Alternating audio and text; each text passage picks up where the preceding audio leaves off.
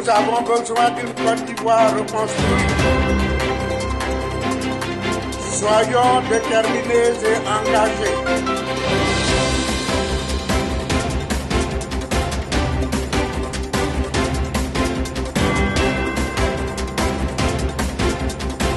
Quand le sage montre la lune du doigt, l'idiot regarde le doigt. Que Dieu bénisse la Côte d'Ivoire.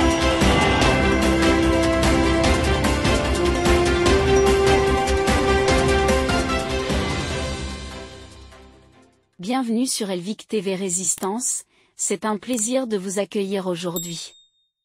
Cependant au Niger, le retrait des troupes françaises du Niger pose des défis à la fois logistiques et sécuritaires. Le retrait des forces militaires françaises du Niger, après plus de 10 ans d'engagement dans ce pays essentiel pour les opérations anti-djihadistes dans la région, présente un véritable casse-tête, combinant des défis logistiques et sécuritaires pour les troupes françaises. 2 mois après un coup d'État orchestré par des militaires hostiles à la France, le président français a déclaré dimanche soir la cessation de notre coopération militaire avec le Niger. Il a précisé que les 1500 militaires français se retireraient progressivement du pays dans les semaines et les mois à venir, avec une finalisation prévue d'ici la fin de l'année, soit environ 3 mois à compter de maintenant. Ce retrait présente un défi de taille, à la fois sur le plan logistique et sécuritaire. Le Niger avait été au cœur des opérations anti-djihadistes depuis 2013, initialement en tant que plateforme de transit pour les opérations au Mali, puis comme pivot central de l'engagement français dans la région après le retrait forcé des troupes françaises du Mali et du Burkina Faso à partir de l'été 2022. Le Niger a été le théâtre de 10 ans d'opérations dans le Sahel, et il est évident que le processus de retrait ne se déroulera pas instantanément, comme l'a souligné le ministre français des Armées, Sébastien Lecornu, lors d'une interview sur LCI. La France avait discrètement renforcé sa présence militaire à Niamey au fil des ans, y compris avec des équipements tels que des blindés et des hélicoptères, en plus des 5 drones Reaper et au moins 3 avions de chasse Mirage déjà en place.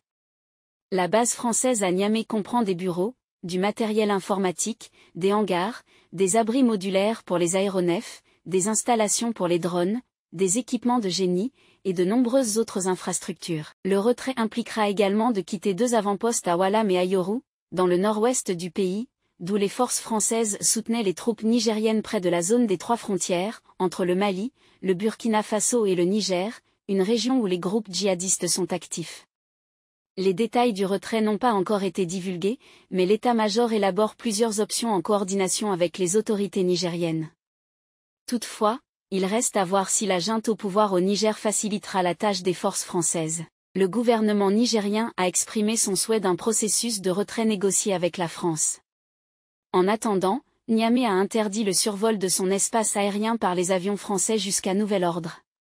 Ce retrait sera un défi majeur à la fois logistique et sécuritaire, d'autant plus que des manifestations hostiles à la France ont éclaté dans le pays depuis le coup d'État du 26 juillet contre le président Mohamed Bazoum. La majeure partie des troupes et de l'équipement devrait transiter par Cotonou, au Bénin, soulevant des questions quant à la sécurisation de l'acheminement terrestre par le nord du Bénin.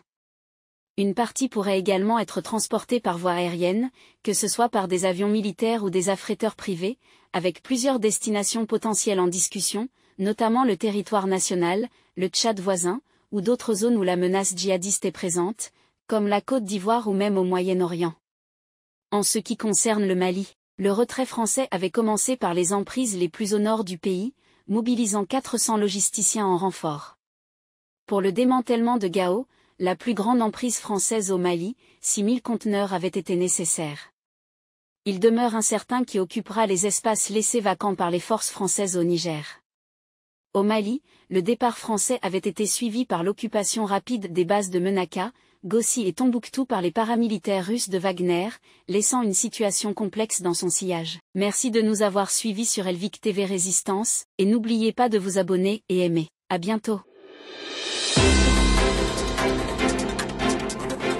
Nous avons besoin d'une Côte d'Ivoire reconstruite. Soyons déterminés et engagés.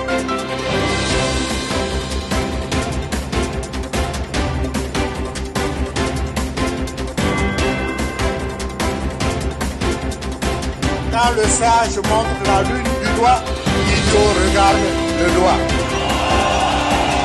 Que Dieu bénisse la Côte d'Ivoire.